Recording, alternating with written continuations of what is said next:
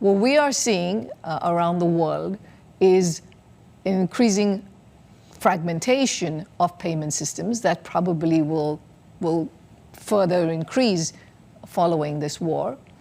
We are certainly seeing changes to global trade. For a fact, we know that energy trade will never look the same again after this war. And we are likely to see some countries, reconsidering how much they hold of certain currencies in their reserves. So even the IMF today is extremely concerned, and as she said, nothing will be the same after the dust settles. The financial war is escalating to new untold levels.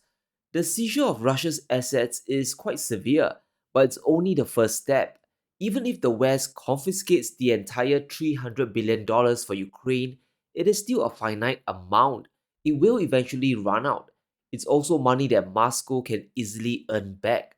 And that's why the G7 is upping the ante, and this next move can tear apart the entire financial system.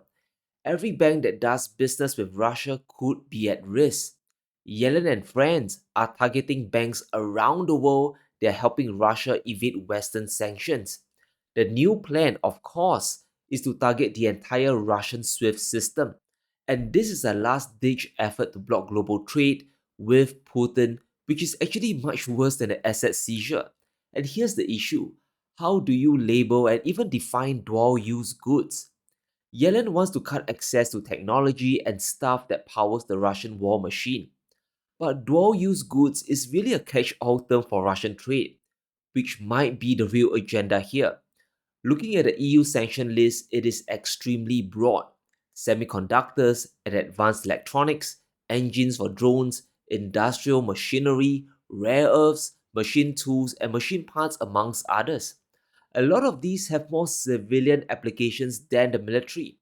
You can use them to build solar power stations, an EV, or a power plant just as you would to make weapons. The G7 simply wants to stop the majority of trade or goods to Russia. And notice how the sanctions are targeting mainly industrial exports. And guess who's the biggest supplier to Moscow? It's China. So targeting these goods is also a mechanism to contain Chinese manufacturing as well.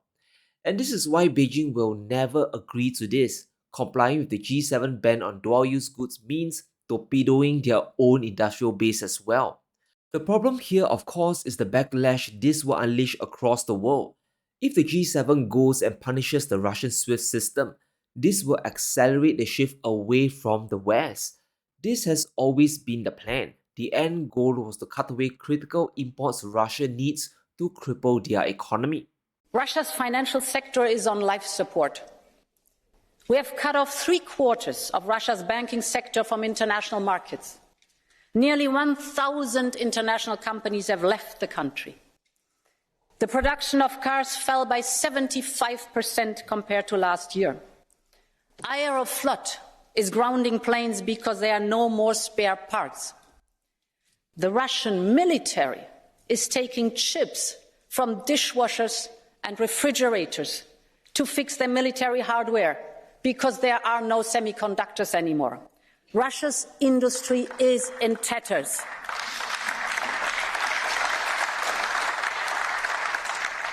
And it is the Kremlin that has put Russia's economy on the path of oblivion. So what exactly is the Russian SWIFT system? It's basically a messaging system between banks. The Russian version is called SPFS. It's the financial messaging system of the Bank of Russia. Like SWIFT, this allows companies and banks to make settlements much easier and faster.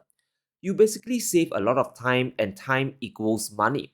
This goes beyond just facilitating trade with Russia. For example, a Chinese bank can exchange messages on transactions with Armenia.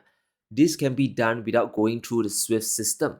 And this creates a valuable link for countries looking to trade with Russia. Buying oil, gas, and other commodities is very big business, and they are using the SPFS to settle their transactions quickly and efficiently. According to Russia, 20 countries are on board this messaging system. This includes over 550 banks and companies around the world. And this is Russia's link to global trade outside of the Western control architecture. Now, we are not saying that this will change the world, it's still a far cry compared to SWIFT, but the response of the G7 to this messaging system will. The overreaction from the G7 will give Russia and China even more fuel to shift the world further away. The US and the EU, they are basically playing a game of whack-a-mole. Suppliers to Russia are doing everything they can to avoid the sanctions, and this includes opening new companies and intermediaries to sell goods into the country. It's a never ending game of hide and seek, but all roads eventually lead to the financial institutions, the banks. Europe is already planning to punish banks using the Russian messaging system. Over 150 foreign banks across 20 countries could be targeted, and this could include massive fines or worse, getting cut away from SWIFT itself, which would be devastating. Any bank today that can't use SWIFT isn't international anymore. And for many advanced economies, this will crater their GDP and business standing.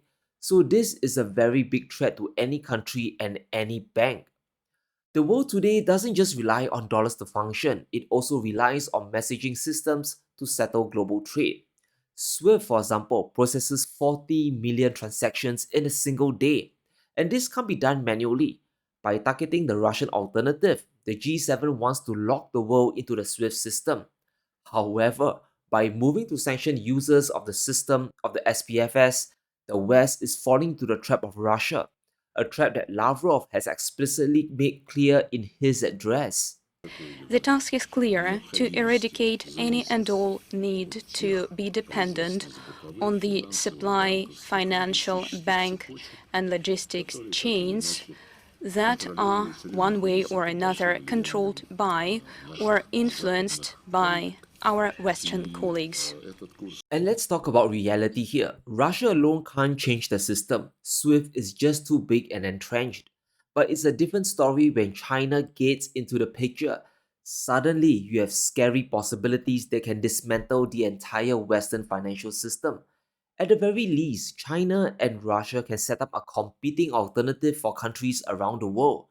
China has been building the system for many years and is going to accelerate. The CIPS or Cross Border Interbank System is China's version of the SWIFT. It's much larger than Russia with over 100 countries in the mix. But the business done is much wider. It covers 4,500 banks in 182 nations across the world. So this is an international system as well. SIPS is still much smaller and they processed only around $17 trillion worth of transactions last year, roughly 10% of Swift's business. But the growth should be very alarming to the West. The network effect is exploding fast, especially after the sanctions in 2022. China's payment system handles $67 billion a day in transactions, and that's 24% higher than the average volume last year. And these are transactions happening outside of America's direct control. And if the West takes down the Russian system, banks will simply migrate over to the Chinese platform. And if that happens, Yellen will have a tough choice to make. Does she go after China's SIPs and potentially annoy the whole world? The only way to take down a messaging system is to sanction the participants involved. Can the US realistically sanction 4,000 banks in 180 countries? That's essentially the whole world, the entire planet Earth.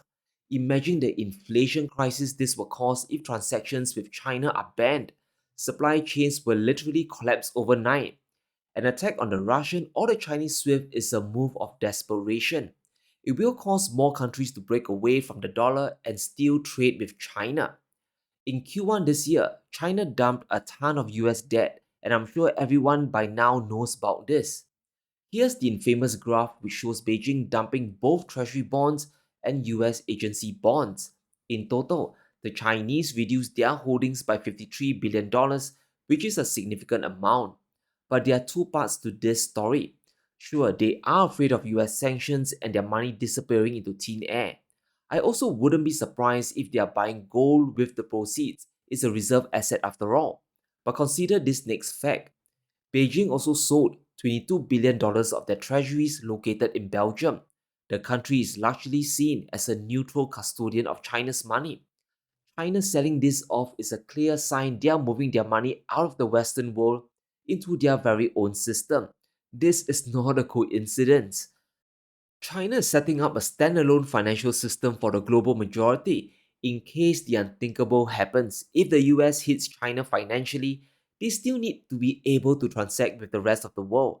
And whether we like it or not, the dollar will still be the primary trading currency for the next 10 years or maybe even the next 20 years. And this means China needs a lot of dollar reserves to facilitate trade with the rest of the world.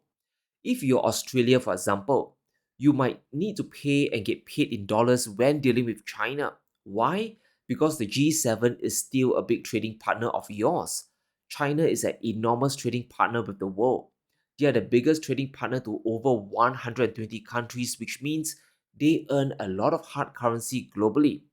In 2022, they brought home over $850 billion in trade surplus, and these are excess funds denominated across dollars, euros, and other currencies. China is storing all this wealth in their own financial systems and banks. And if the US cuts China away from Western architecture, China has the firepower to trade with the world in all the major currencies. They have enough free cash to make it happen, and this includes US dollars and euros and not just the Chinese yuan. And that's why we are seeing Beijing pull their money out of the West. China's new financial system is meant to be sanction proof while maximizing trade with the world. Does China want to de-dollarize the world? Sure, they do. Do they want to buy gold? I'm sure they're buying gold every single month. But this will take quite a long time to accomplish. The primary objective is to ensure their trade doesn't stop. Beijing has the benefit of time here. Their economy is growing and their technology is getting better every single day. Building a separate system to sanction proof trade will be the final step. Even amongst friendly countries, almost 50% of trade with China is still done in USD. This is an economic reality. Trying to settle everything in the yuan isn't possible yet. It will probably take another decade or so to make it happen. Allies of the US, including Europe and Japan, will still use dollars to trade with China. There will always be transactions in the reserve currency happening. However, the fragmentation is already here. The G7 trying to clamp down on Russia's SWIFT isn't going to work. It will just make things even worse. They might force banks to stop working with Russia, but China's SIPS platform can't be taken down. Beijing still controls the lever of power in global trade. Being the biggest manufacturer, exporter, and consumer of energy brings many powerful benefits. Yellen can't really take down banks dealing with China without breaking global supply chains. And once you realize this, it's really easy to see why the West wants to contain China's industrial growth. If China loses their advantage and they export less, building a separate financial system will be much harder, if not impossible. But let me know what you think. Will the G7 dismantle Russia's SWIFT? And how will China react to this? Let me know in the comments below. Stay safe, be sure to smash the like button and subscribe as we navigate through these crazy times.